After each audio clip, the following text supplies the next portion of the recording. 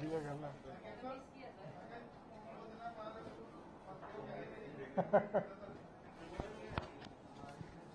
हाँ जी हाँ जी, दस देना जो शुरू करना होगा।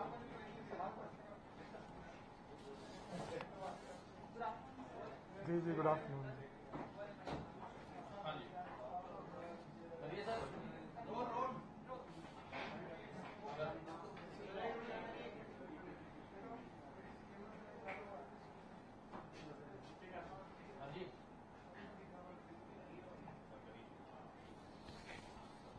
मानयोग सीएम साहब के हुक्मां दे उत्ते स्पैशल कैंपेन चलाया गया सी ड्रग्स के खिलाफ, जिहड़ा कि 5/7/2022 ਨੂੰ शुरू किया सीगा। सो पहला तो मैं 1 साल जिहड़ा सी 5/7/2023 ਨੂੰ पूरा हो गया उस कैंपेन ਨੂੰ। सो 1 साल ਦੇ ਵਿੱਚ पंजाब पुलिस ने काफ़ी उपलब्धियां कीतियां ड्रग्स फ्रंट के उत्ते। सो कुछ रिकवरीज मैं पहला दसनिया चाहांगा कि जिहड़ियां इस समय के दौरान, इस पूरे 1 साल के दौरान टोटल 12,218 FIR दर्ज हुई हैं, जिहदे 16,360 जिहड़े दोषी ने गिरफ्तार किए गए। कमर्शियल क्वांटिटी दी जिहड़ियां FIR ने 1458 FIR दर्ज हुई हैं, और वड्डे समगलर जिहड़े अरेस्ट किए गए ने 2351 वड्डे समगलर जिहड़े ने अरेस्ट किए गए इस समय के दौरान। मीडियम क्वांटिटी दी 9216 FIR दर्ज हुई हैं, समॉल क्वांटिटी दी 1540 FIR दर्ज हुई हैं।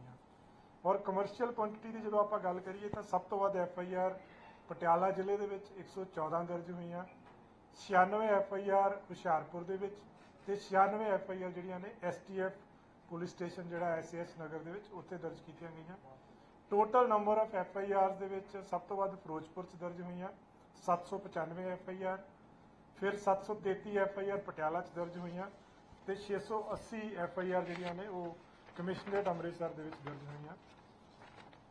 काफ़ी वड्डी मात्रा के ड्रग्स की रिकवरी हुई इस पीरियड के दौरान, जिहदे हैरोइन जिहड़ी आ टोटल 1220 किलो हैरोइन जिहड़ी आ वो जब्त की गई है, जिहदे विचों 147 किलो जिहड़ी सी वो दूसरियां स्टेट्स तो पंजाब पुलिस की एक्टिव इनफोर्समेंट के नाल, ते 1073 किलो के करीब जिहड़ी है पंजाब के अंदरों रिकवर की गई है।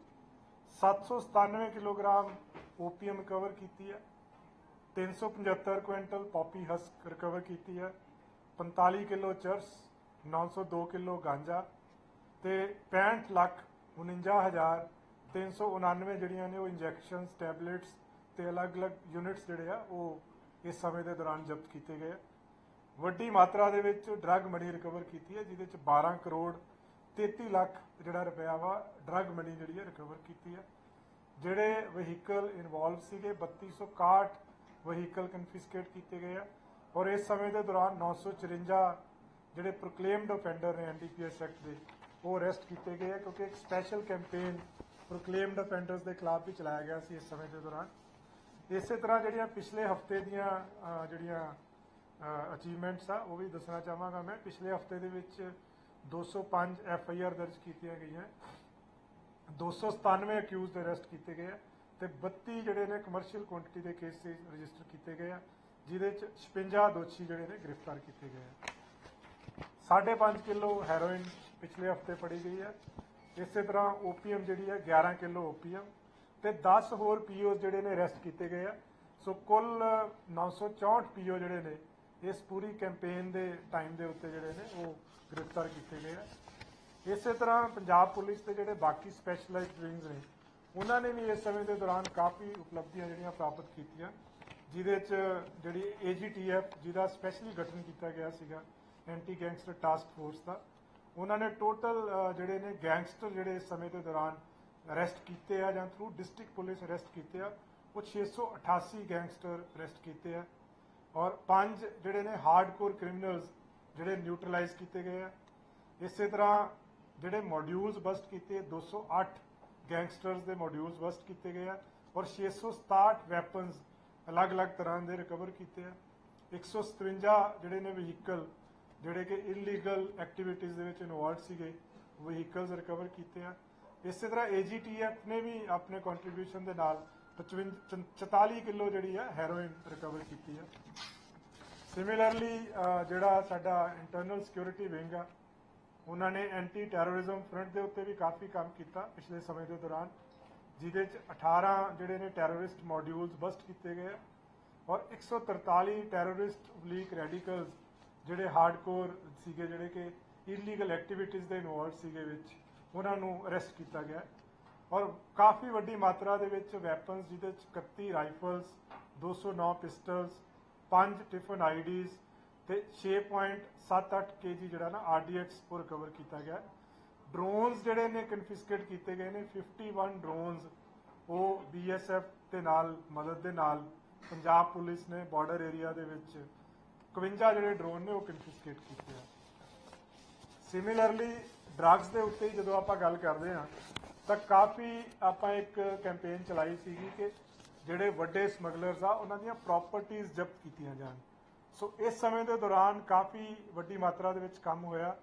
ਟੋਟਲ ਜਿਹੜੇ ਕੇਸਿਸ ਨੇ 66 ਐਸੇ ਕੇਸਿਸ ਆ ਜਿਹਦੇ ਵਿੱਚ ਸਮਗਲਰਸ ਦੀ ਪ੍ਰਾਪਰਟੀ ਫੋਰਫਿਟ ਕੀਤੀ ਗਈ ਹੈ।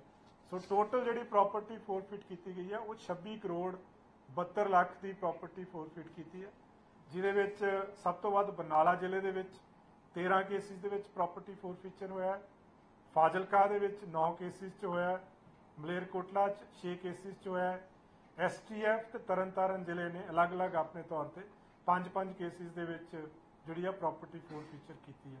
ਸੋ ਇਸ ਦੇ ਉੱਤੇ ਹੋਰ ਕੈਂਪੇਨ ਜਿਹੜੀ ਆ ਜਾਰੀ ਹੈ, ਕਿਉਂਕਿ NDPS ਐਕਟ ਦੇ ਵਿੱਚ ਸਪੈਸ਼ਲ ਪ੍ਰੋਵੀਜ਼ਨ ਆ ਕਿ ਜਿਹੜੇ ਵੀ ਲੋਕ ਕਮਰਸ਼ੀਅਲ ਕੁਆਂਟੀਟੀ ਦੇ ਵਿੱਚ ਇਨਵੋਲਵਡ ਨੇ ਜਾਂ ਜਿਨ੍ਹਾਂ ਨੂੰ ਕਨਵਿਕਸ਼ਨ ਹੁੰਦੀ ਆ ਉਹਨਾਂ ਦੀ ਪ੍ਰਾਪਰਟੀ ਫੋਰਫਿਚਰ ਦਾ ਕੰਪੀਟੈਂਟ ਅਥਾਰਟੀ ਤੋਂ ਅਪਰੂਵਲ ਲੈ ਕੇ ਪ੍ਰਾਪਰਟੀ ਫੋਰਫਿਚਰ ਦਾ ਪ੍ਰੋਵੀਜ਼ਨ ਆ, ਜਿਹਦੇ ਨਾਲ ਜਿਹੜੇ ਲੋਕ ਵੱਡੇ ਸਮਗਲਰ ਡਰੱਗਸ ਦੇ ਵਿੱਚ ਇਨਵੋਲਵ ਨੇ ਉਹਨਾਂ ਨੂੰ ਬਹੁਤ ਜ਼ਿਆਦਾ ਸੇਕ ਲੱਗਦਾ ਹੈ, ਇੱਕ ਤਰ੍ਹਾਂ ਦਾ ਲੱਕ ਤੋੜਨ ਵਾਲੀ ਗੱਲ ਸਾਬਤ ਹੁੰਦੀ ਆ।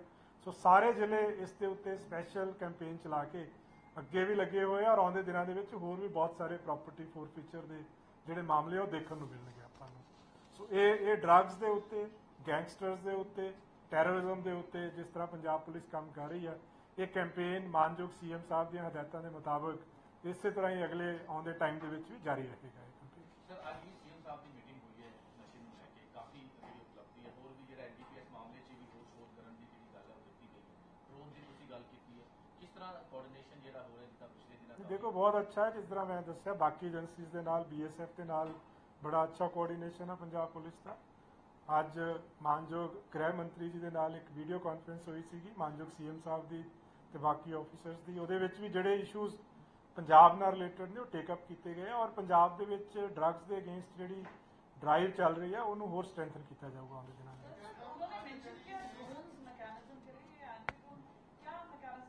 नहीं वो अलग-अलग है जी, दैट इज़ वेरी टेक्निकल, उसमें अभी बहुत सारी डेवलपमेंट्स चल रही हैं।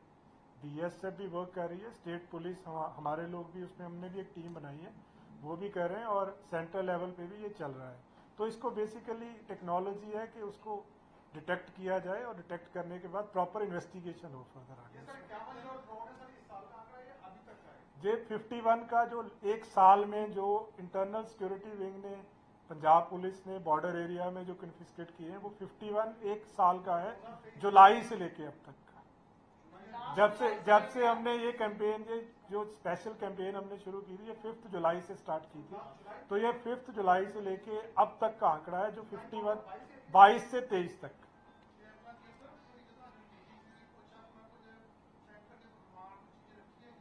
नहीं डिटेल्स मेरे को नहीं है जी सारिया, बट मेन इशूज ਜਿਹੜੇ ਪੰਜਾਬ ਨਾਲ ਰਿਲੇਟਡ ਉਹ ਮੈਂ ਤੁਹਾਨੂੰ ਦੱਸ ਦਿੱਤੇ ਆ। ਜਿਹੜੇ ਇੱਕ ਤਾਂ NCB ਦਾ ਸੈਂਟਰ ਬਣਨਾ ਅੰਮ੍ਰਿਤਸਰ ਦੇ ਵਿੱਚ, ਉਹਦੇ ਲਈ ਲੈਂਡ ਆਲਰੇਡੀ ਜਿਹੜੀ ਆ ਪ੍ਰੋਵਾਈਡ ਕਰ ਦਿੱਤੀ ਗਈ ਹੈ ਤੇ ਬਾਕੀ ਪ੍ਰੋਸੈਸ ਜਿਹੜਾ ਵਾ ਪਾਈਪਲਾਈਨ 'ਚ ਉਹ ਚੱਲ ਰਿਹਾ ਵਾ ਸਾਰਾ ਪ੍ਰੋਸੈਸ, ਔਰ ਜਿੱਥੇ ਜਿੱਥੇ ਬਾਰਡਰ ਏਰੀਆ ਨੂੰ ਸਟਰੈਂਥਨ ਕਰਨ ਦੀ ਗੱਲ ਆ ਉਹ ਵੀ ਟੇਕ ਅਪ ਕੀਤਾ ਜਾ ਰਿਹਾ ਵਾ।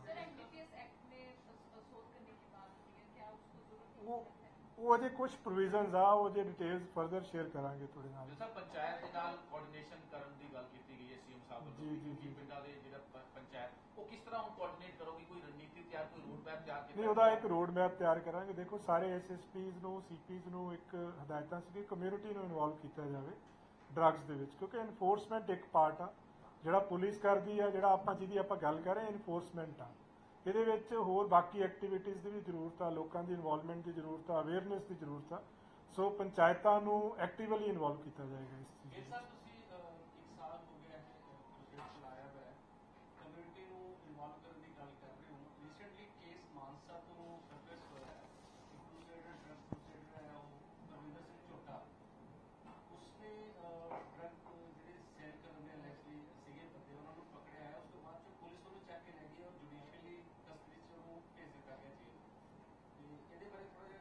ਮੇਰੇ ਕੋਲੇ ਨਹੀਂ, ਮੈਨੂੰ ਇਹਦੇ ਬਾਰੇ ਨਹੀਂ, ਇਹ ਤਾਂ ਲੋਕਲ ਪੁਲਿਸ ਜਿਹੜੀ ਹੈ ਜਾਂ ਐਸਐਸਪੀ ਮਾਨਸਾ ਹੈ ਉਹਨਾਂ ਦੇ ਕੋਲੇ ਜ਼ਿਆਦਾ ਡਿਟੇਲ ਹੋਏਗੀ। ਜੇ ਤੁਹਾਨੂੰ ਚਾਹੀਦੀ ਹੈ ਡਿਟੇਲ ਲੈ ਕੇ ਸ਼ੇਅਰ ਕਰ ਦਿੱਤੀ ਜਾਊਗੀ। ਕਿਵੇਂ ਇਨਵੋਲਵ ਹੋਏਗੀ ਜੀ ਇਸ ਨਹੀਂ, ਇੱਕ ਕੇਸ ਬਾਰੇ ਆਪਾਂ ਟਿੱਪਣੀ ਨਹੀਂ ਕਰ ਸਕਦੇ, ਕਿਉਂਕਿ ਜਦੋਂ ਤੱਕ ਡਿਟੇਲਸ ਪਤਾ ਨਾ ਹੋਣ ਦੀ ਉਦੋਂ ਤੱਕ ਕਿਸੇ ਵੀ ਚੀਜ਼ ਬਾਰੇ ਟਿੱਪਣੀ ਕਰਨੀ ਇੰਪੋਸੀਬਲ ਆ। ਕਮਿਊਨਿਟੀ ਦੀ ਇਨਵੋਲਵਮੈਂਟ ਜਿਹੜੀ ਆ ਉਹ ਕਈ ਤਰ੍ਹਾਂ ਨਾਲ ਹੁੰਦੀ ਹੈ। ਜਿਸ ਤਰ੍ਹਾਂ ਹੁਣ ਬਹੁਤ ਸਾਰੇ ਜ਼ਿਲ੍ਹਿਆਂ ਦੇ ਵਿੱਚ ਐਸਐਸਪੀਜ਼ ਨੇ ਸਪੈਸ਼ਲੀ ਸਪੋਰਟਸ ਪ੍ਰੋਗਰਾਮ ਸ਼ੁਰੂ ਕੀਤੇ ਹੋਏ ਆ। ਯੂਥ ਦੀ ਇਨਵੋਲਵਮੈਂਟ ਚਾਹੀਦੀ ਆ, ਪੰਚਾਇਤ ਦੀ ਇਨਵੋਲਵਮੈਂਟ ਚਾਹੀਦੀ ਆ। ਜਿਹੜੇ ਇੱਕ ਪਾਰਟਿਕੂਲਰ ਏਜ ਗਰੁੱਪ ਤੋਂ ਆਪਾਂ ਉਹਨੂੰ ਕੈਟੇਗਰਾਈਜ਼ ਕਰ ਸਕਦੇ ਆ, ਉਸ ਤੋਂ ਥੱਲੇ ਉਸ ਤੋਂ ਉੱਤੇ ਦੇ ਸਾਰਿਆਂ ਦੀ ਇਨਵੋਲਵਮੈਂਟ ਚਾਹੀਦੀ ਆ। ਜਿਹੜਾ ਇੱਕ ਸਪੈਸੀਫਿਕ ਕੇਸ ਆ ਉਹਦੀਆਂ ਡਿਟੇਲਸ ਜਦੋਂ ਤੱਕ ਪੂਰੀਆਂ ਪਤਾ ਨਾ ਹੋਣ ਉਹਦੇ ਬਾਰੇ ਟਿੱਪਣੀ ਨਹੀਂ ਦਿੱਤੀ ਜਾ ਸਕਦੀ। ਬਹੁਤ ਸਾਰੇ ਲੋਕਾਂ ਨੇ ਸਰ ਧਰਨਾ ਲਗਾਇਆ ਹੋਇਆ ਸੀ ਜੀ।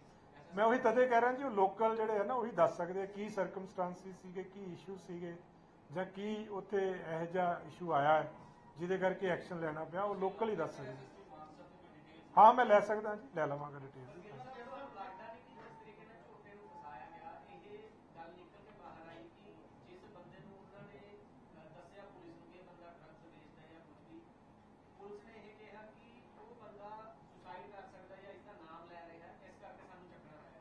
ਨਹੀਂ, ਮੈਂ ਜਿੱਦਾਂ ਤੁਹਾਨੂੰ ਕਿਹਾ ਜੀ, ਜਦੋਂ ਤੱਕ ਕੇਸ ਦੀਆਂ ਡਿਟੇਲਸ ਮੈਂ ਲੈ ਲਾਂਗਾ ਐਸਐਸਪੀ ਮਾਨਸਾ ਤੋਂ, ਜੋ ਵੀ ਫੈਕਟਸ ਹੋਣਗੇ ਸ਼ੇਅਰ ਕੀਤੇ ਜਾਣਗੇ, ਕਿਉਂਕਿ ਉਹ ਆਪਣੇ ਲੈਵਲ ਤੇ ਉਹਨਾਂ ਨੇ ਜੇ ਕੋਈ ਡਿਸੀਜਨ ਲਿਆ ਹੈ ਉਹਦਾ ਕੀ ਰੈਸ਼ਨਲ ਆ ਉਹੀ ਦੱਸ ਸਕਦੇ ਆ ਉਸ ਚੀਜ਼। ਇਹ ਸਭ ਜਿੱਦਾਂ ਤੁਸੀਂ ਲਗਾਤਾਰ ਇਹ ਕਹਿ ਰਹੇ ਹੋ ਕਿ ਅਸੀਂ ਰਿਕਵਰੀਜ਼ ਕੀਤੀ ਹੈ, ਲੇਕਿਨ ਉੱਪਰੀ ਲੈਵਲ ਤੇ ਤੁਹਾਡੀ ਕੋਈ ਮੋਨੀਟਰਿੰਗ ਹੁੰਦੀ ਹੈ? ਕਿਉਂਕਿ ਕਈ ਇਲਜ਼ਾਮ ਹੁਣ ਵੀ ਲੱਗਦੇ ਆ ਰਹੇ ਹੈ ਲੋਕਾਂ ਵੱਲੋਂ ਜਾਂ ਕਿ ਵੀ ਹਜੇ ਵੀ ਡਰੱਗਸ ਵਿਕ ਰਿਹਾ ਹੈ ਤੇ ਹੋਰ ਵੀ ਕਈ ਇਸ ਤਰ੍ਹਾਂ ਦੀ ਚੀਜ਼ਾਂ ਸਾਹਮਣੇ ਆਉਂਦੀਆਂ। ਉੱਪਰੀ ਲੈਵਲ ਤੇ ਕੋਈ ਮੋਨੀਟਰਿੰਗ ਹੁੰਦੀ ਹੈ ਸਰ? ਕਿ ਜਿਹੜੀ ਵੀ ਦੇਖੋ, ਸਾਡੇ ਜਿਸ ਤਰ੍ਹਾਂ ਮੈਂ ਅੱਗੇ ਵੀ ਦੱਸਿਆ, ਸਾਡਾ ਇੱਕ ਤਾਂ ਸਾਡਾ ਸਪੈਸ਼ਲ ਜਿਹੜਾ ਵਿੰਗ ਹੈ STF ਆ।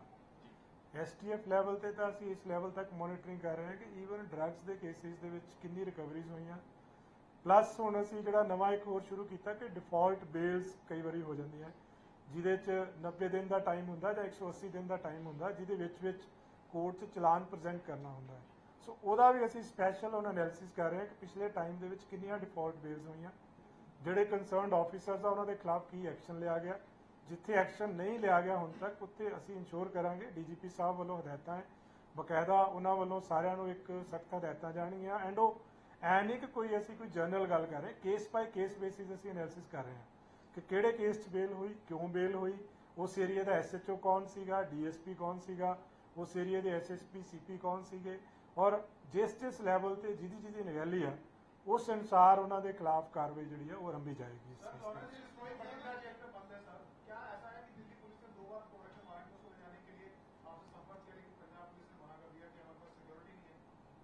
ਨਹੀਂ, ਇਹਦੇ ਬਾਰੇ ਮੈਨੂੰ ਨਹੀਂ ਪਤਾ ਜੀ। ਇਹ ਤਾਂ ਜਿਹੜੇ ਕੋਈ ਇਨਵੈਸਟੀਗੇਸ਼ਨ ਕਰ ਰਹੇ ਆ ਨਾ ਉਸ ਕੇਸਿਸ ਦੀ, ਉਹੀ ਦੱਸ ਸਕਦੇ ਆ ਤੁਹਾਨੂੰ, ਜਾਂ ਪ੍ਰਿਜ਼ਨ ਡਿਪਾਰਟਮੈਂਟ ਦੱਸ ਸਕਦਾ।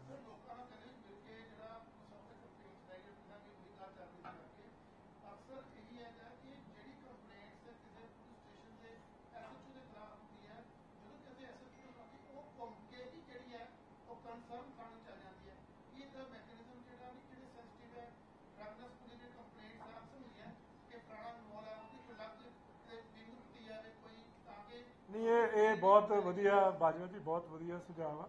ਇਸ ਤੇ ਕਰ ਸਕਦੇ ਆ। ਈਵਨ ਅਸੀਂ ਇੱਕ ਨੋਡਲ ਆਫੀਸਰ ਜ਼ਿਲ੍ਹਾ ਲੈਵਲ ਦੇ ਉੱਤੇ ਬਣਾ ਸਕਦੇ ਹਾਂ ਕਿ ਜਿਹੜੀਆਂ ਵੀ ਡਰੱਗਸ ਰਿਲੇਟਡ ਕੰਪਲੇਂਟਸ ਹੋਣ, ਸਪੈਸ਼ਲੀ ਜਿਹੜੀਆਂ ਕਿਸੇ ਦੇ ਖਿਲਾਫ ਬਾਈ ਨੇਮ ਹੁੰਦੀਆਂ, ਉਹਨਾਂ ਨੂੰ ਇੱਕ ਲੈਵਲ ਦੇ ਉੱਤੇ ਵੈਰੀਫਾਈ ਕੀਤਾ ਜਾਵੇ।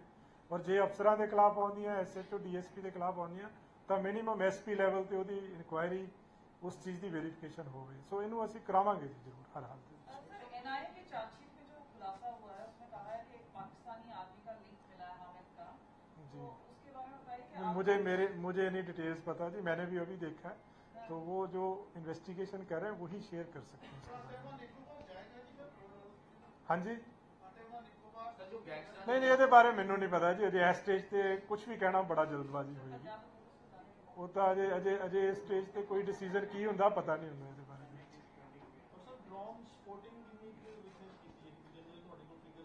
ਦੇਖੋ, ਜਰਨਲੀ ਜੋ ਲਾਸਟ ਈਅਰ ਦੇਖਣ ਚ ਆਇਆ ਸੀ, ਅਰਾਊਂਡ 244 ਦੇ ਆਸ-ਪਾਸ ਦੀ ਫਿਗਰ ਸੀਗੀ ਲਾਸਟ ਈਅਰ, ਜਿਹੜੀ ਫਿਗਰ ਸੀਗੀ 2022 ਦੀ ਜਿਹੜੀ ਫਿਗਰ ਸੀਗੀ।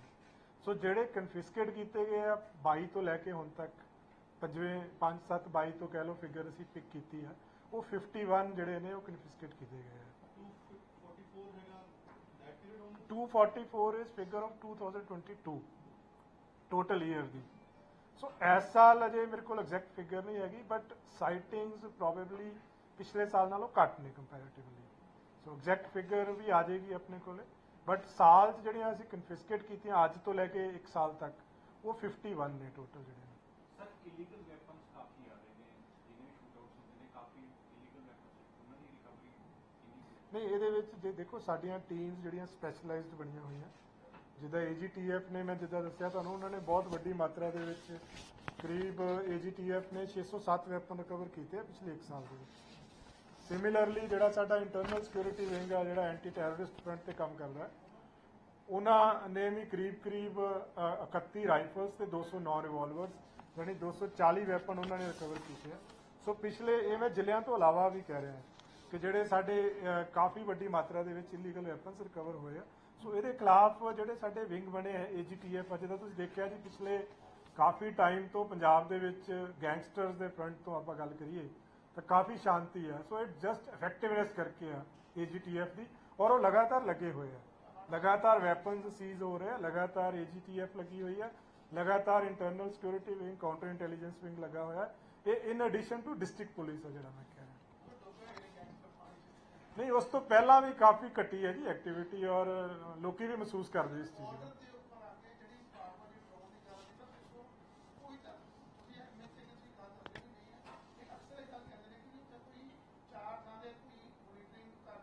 ਨਹੀਂ, ਉਹ ਦੇਖੋ BSF ਨੇ ਆਪਣਾ ਸਿਸਟਮ ਅੱਗੇ ਨਾਲੋਂ ਸਟਰੈਂਥਨ ਕੀਤਾ ਹੈ। ਸਟੇਟ ਗਵਰਨਮੈਂਟ ਦਾ ਦੇਖੋ, ਸਟੇਟ ਗਵਰਨਮੈਂਟ ਦਾ ਰੋਲ ਜਿਹੜਾ ਹੈ ਉਹ ਸੈਕੰਡ ਲਾਈਨ ਆਫ ਡਿਫੈਂਸ ਤੋਂ ਸਟਾਰਟ ਹੁੰਦਾ ਹੈ, ਬਟ ਕੋਆਰਡੀਨੇਸ਼ਨ ਆਪਸ ਦੇ ਵਿੱਚ ਪੂਰਾ ਰਹਿੰਦਾ ਦੋਨੋਂ ਏਜੰਸੀਜ਼ ਦਾ। ਔਰ ਪਿਛਲੇ ਟਾਈਮ ਦੇ ਵਿੱਚ ਜਿਹੜੇ ਇੰਨੇ ਡਰੋਨ ਆ, ਜਿੰਨੇ 51 ਹੈ, ਇਹ 'ਚੋਂ ਮੋਸਟਲੀ ਹੁਣ ਜਿਹੜੇ ਨੇ ਕਨਫਿਸਕੇਟ ਹੋਇਆ ਪਿਛਲੇ ਕੁਝ ਸਮੇਂ ਦੇ ਦੌਰਾਨ ਹੀ। ਸੋ ਇਹਦੇ ਤੇ ਸਰਵੇਲੈਂਸ ਆ, ਟੈਕਨੀਕਲ ਜਿਹੜੀ ਤੁਸੀਂ ਕਹਿ ਲਓ ਕਿ ਕੈਪੇਬਿਲਿਟੀ ਆ, ਵੱਧ ਰਹੀ ਆ ਡੇ ਬਾय डे, और ਇਹਦੇ 'ਚ ਹੋਰ ਤੁਹਾਨੂੰ ਮਿਲੇਗੀ उपलब्धि फर्दर भी आगे इस केस के बीच। IIT को भी रोपिंग किया था ना? वो हमने फोरेंसिक के लिए, देखो हमने एक ऑफिसर्स की टीम बनाई है, ऑफिसर्स ने काफ़ी जगह पे विजिट किया था टू स्ट्रेंथन दिस टेक्नोलॉजी। उसमें जो इन्वेस्टिगेशन वाला पार्ट है उसमें हम काफ़ी कैपेबल हो गए हैं उसमें, कि ड्रोन जब कन्फिस्केट हो जाता है उसके बाद जो इन्वेस्टिगेशन है उस पर काफ़ी हमें कहाँ से लॉन्च हुआ, कहाँ पे लैंड हुआ, ये चीज़ें हमें अब मतलब कुछ पता चल रही हैं, लेकिन डिटेक्ट करने वाला जो पार्ट है उस पर अभी और काम चल रहा है उस पार्ट।